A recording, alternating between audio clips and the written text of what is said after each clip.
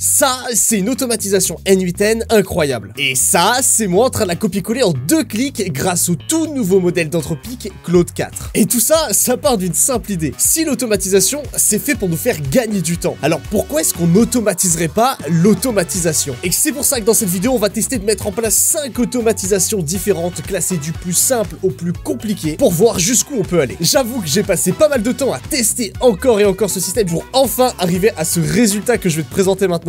Et j'espère vraiment que ça te plaira.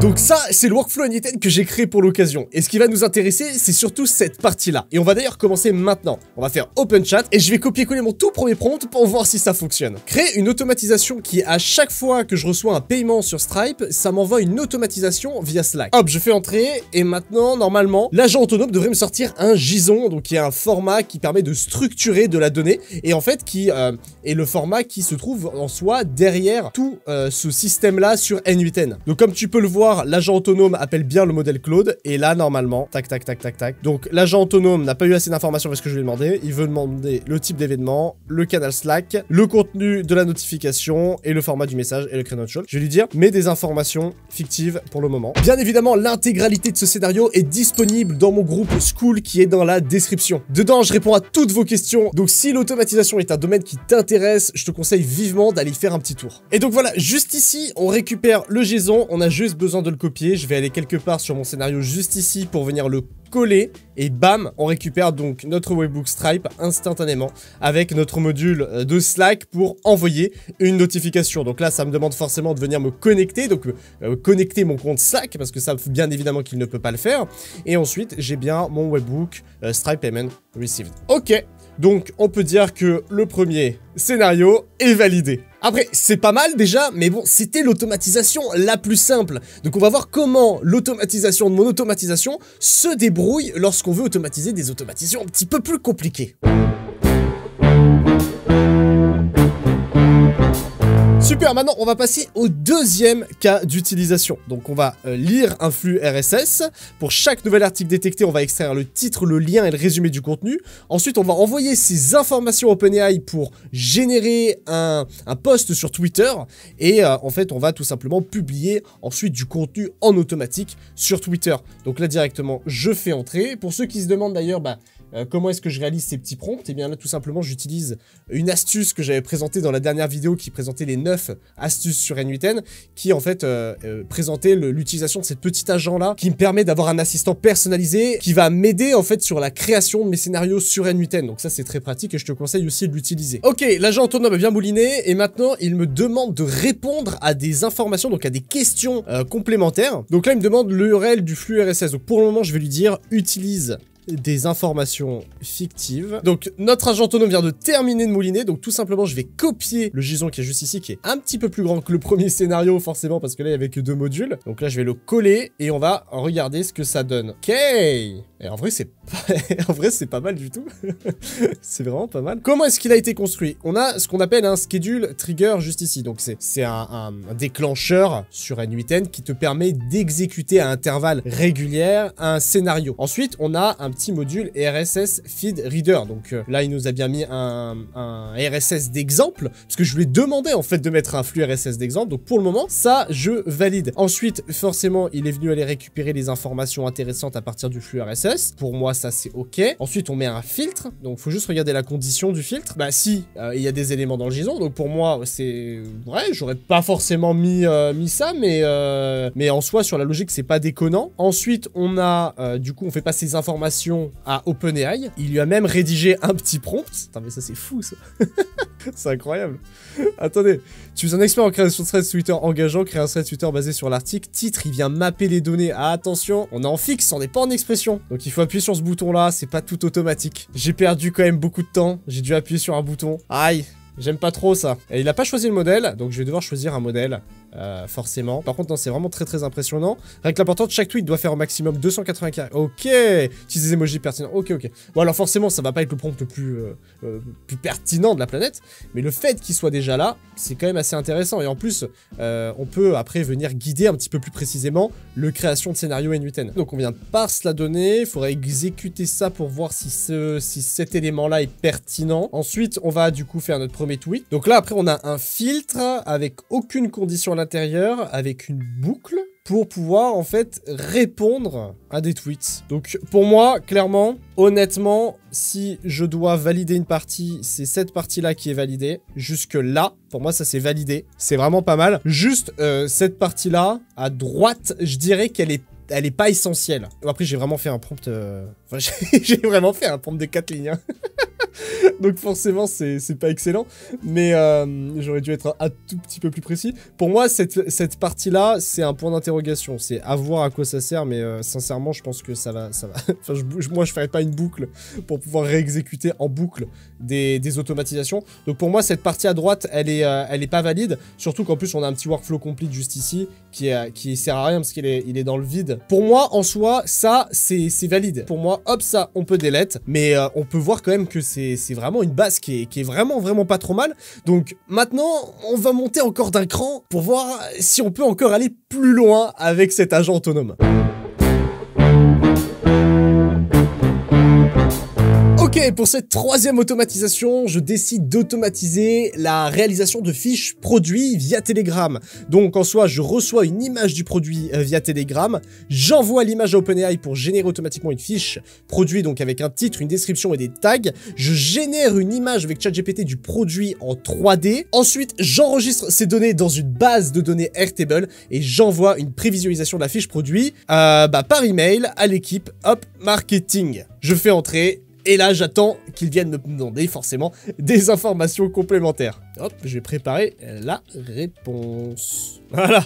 Du coup, je vais déjà préparer la réponse. Et là, je n'ai plus qu'à faire envoyer. Il m'avait demandé quoi? Il m'avait demandé, forcément, les identifiants, l'identification de la base Airtable, le nom de la base, le nom exact des champs, etc. La configuration des mails, les mails à envoyer. En fait, toutes les informations dont il a besoin pour réaliser correctement l'automatisation. En plus de lui faire un prompt de 4 lignes pour qu'il me réalise toute une automatisation sur N8N, je lui donne aucune information complémentaire et je lui demande de se démerder. J'espère quand même qu'il va se débrouiller. Ok, donc là, on vient de récupérer notre nouveau gison. Donc je pense qu'il doit faire à peu près la même taille, je dirais, à peu près que l'ancien scénario. Donc là, je vais arriver, je vais le coller. Ok, d'accord. Alors qu'est-ce qu'on a? Je vais juste regarder un petit peu le brief que je lui avais fait. Alors, recevoir une image produite via Telegram. Donc on a bien un Telegram trigger, update message. Est-ce qu'on a bien le bon trigger? Je vais juste regarder ça. Logiquement, il faut le mettre on message. Ouais, c'est le bon, c'est le bon. Donc check l'image. Tac. Qu'est-ce que ça vient faire ici? Vérifier si l'image est présente. D'accord, bon forcément lui il le fait un peu plus avec du code. Je l'aurais pas fait comme ça, mais ok. Ah, il m'a pas mis la condition. Alors est-ce que c'est parce que je lui ai pas donné plus d'éléments ici et je lui ai demandé d'utiliser des données fictives? Je pense que ça doit être ça aussi. Get Telegram file, donc là ça vient télécharger le fichier, ça vient générer un product sheet. On est en ressources texte, donc moi j'aurais pas fait ça comme ça. Ensuite on peut générer l'image, donc on est sur l'image générée. Ensuite on prépare les données Airtable, ensuite on sauvegarde à Airtable, on prépare l'email, on envoie l'email et on envoie une confirmation directement. En soi, on reste quand même sur un scénario qui est bien plus avancé, donc pour moi celui-là, le troisième, c'est encore invalidé. Là on va quand même passer à la quatrième automatisation. J'espère que ça va bien rendre, parce que la prochaine, c'est quand même quelque chose d'assez intéressant.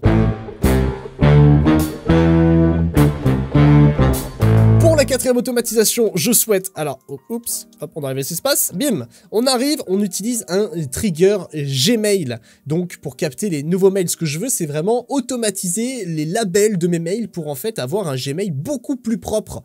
Donc, je vais lui demander de me faire des petits labels. Donc, je vais utiliser un petit Gmail Reader. Je vais passer le contenu du mail à un modèle ChatGPT pour classifier les images. Selon les catégories, j'utilise un applique label Gmail. Je marque l'email comme lu. J'utilise un node OpenAI, blablabla, blablabla. Enfin bref, j'ai créé dans tous les cas ce prompt-là avec un assistant GPT. Ok, donc là, je viens directement d'avoir la réponse et elle est dans un autre format que j'ai l'habitude d'avoir, ok? Donc je vais quand même copier ces éléments-là. Mais en fait, il m'a demandé des informations complémentaires juste ici, mais il m'a quand même donné un JSON, donc on va le tester. Ok. Donc là, il me dit, je t'ai quand même donné le JSON, mais si tu veux que ça fonctionne, tu devras remplacer les placeholders par des vrais ID. Donc, est-ce que j'ai mon système de labellisation qui fonctionne? Alors, par contre, quand tu colles tous ces éléments-là, c'est tout au même endroit. Donc ça, c'est lié au fait que quand il colle en fait le JSON, il doit donner la position des éléments. Et tu entendras bien qu'il est un peu compliqué pour une IA de savoir correctement placer des éléments sur un workflow N8N. Donc, on le pardonne avec grand plaisir. Qu'est-ce qu'on en dit de ce scénario? Alors, on a un trigger Gmail, donc ça, c'est validé. Donc forcément, on n'a pas de placeholder, on n'a rien.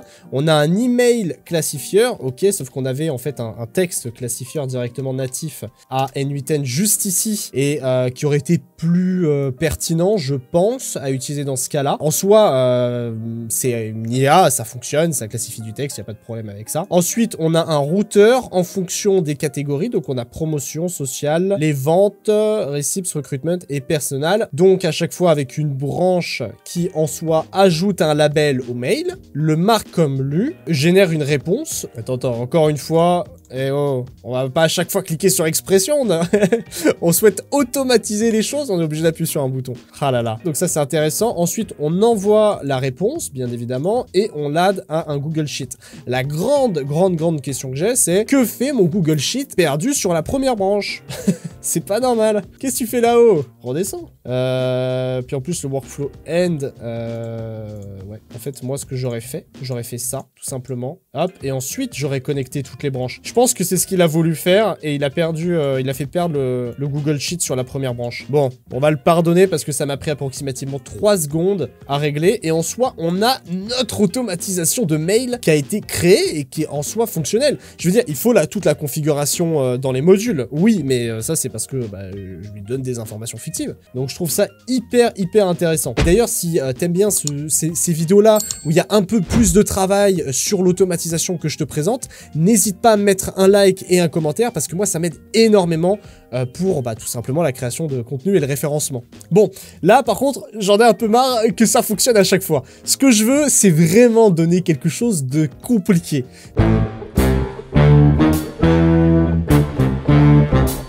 J'ai récupéré une image que j'ai trouvée sur un blog Reddit, donc sur Google Images, qui a l'air d'être une image quand même assez, compliquée, quoi. D'ailleurs, je vais te l'afficher juste ici, directement. Hop. Donc ça, c'est l'automatisation que j'aimerais bien réaliser. Donc, on a en fait une automatisation qui va permettre d'automatiser la création de posts sur WordPress. Donc là, j'ai envoyé l'image à ChatGPT, il m'a ressorti directement ce petit prompt, et là, je vais faire exécuter et espérer que ça fonctionne correctement. Donc, déclenche via un schedule, donc un polling trigger ou un webhook manuel, appelle un modèle ChatGPT pour générer une idée d'article, utiliser ce titre comme prompt, titre, introduction, 3-5 paragraphes, conclusion, appel à l'action. Donc, comme à notre habitude, il nous demande des informations, donc met des informations fictives. Donc là, l'agent directement vient de me générer mon JSON, je vais le copier et je vais enfin, tac, pouvoir le coller juste en dessous de mon image. Allez, on espère. Il est où? Il est pas là. Ah, ok. Alors, je pense que ça va être un problème du prompt. Par contre, le format blog, là, je sais pas ce qu'il a voulu faire. Je sais pas ce qu'il a essayé de faire. Format blog. Ah, il a pas le node. Ouloulou. Bon, le prompt était vraiment pas de bonne qualité. Là, c'est pas bon du tout. Là, ça s'est refusé. Ok, d'accord. Bon, est-ce que c'est vraiment le prompt ou alors c'est parce que le système a eu un peu de galère?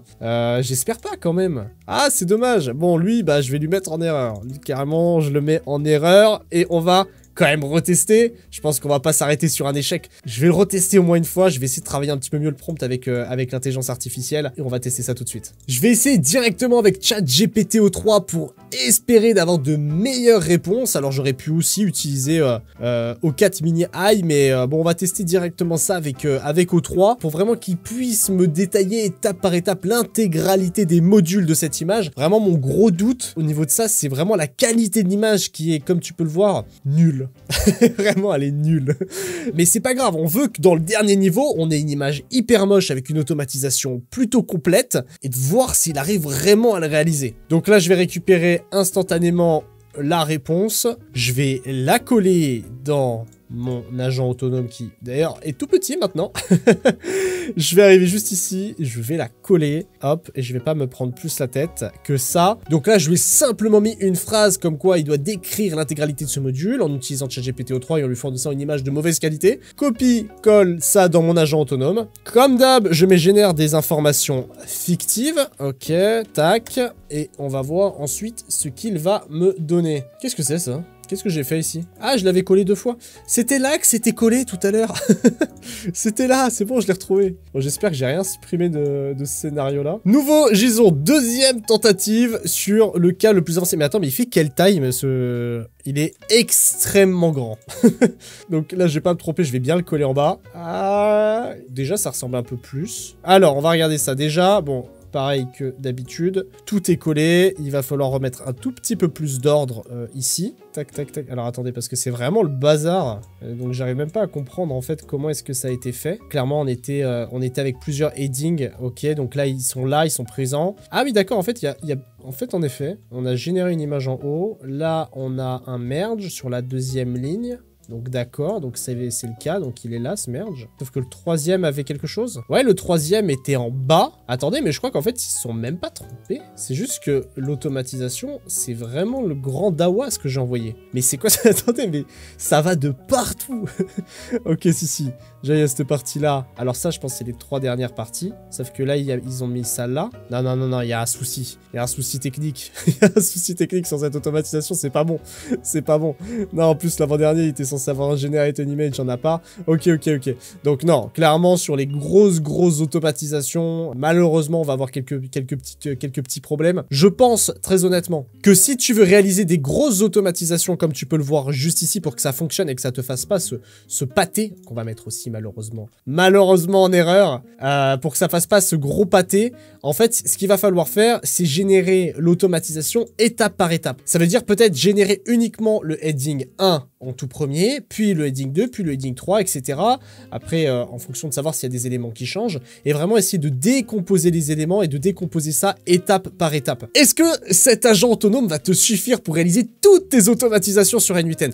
Et bah, je pense que ça va pouvoir t'aider, en réalité. Ça va pouvoir te procurer une base, mais sans compétences techniques, tu vas pas pouvoir faire grand chose sur l'outil. Pour le moment, en tout cas, il faut que tu puisses générer, par exemple, des automatisations avec cet outil-là, mais pouvoir ensuite modifier l'intégralité des modules et donc comprendre comment chaque module fonctionne. Pour le moment, j'ai toujours pas réussi à m'automatiser.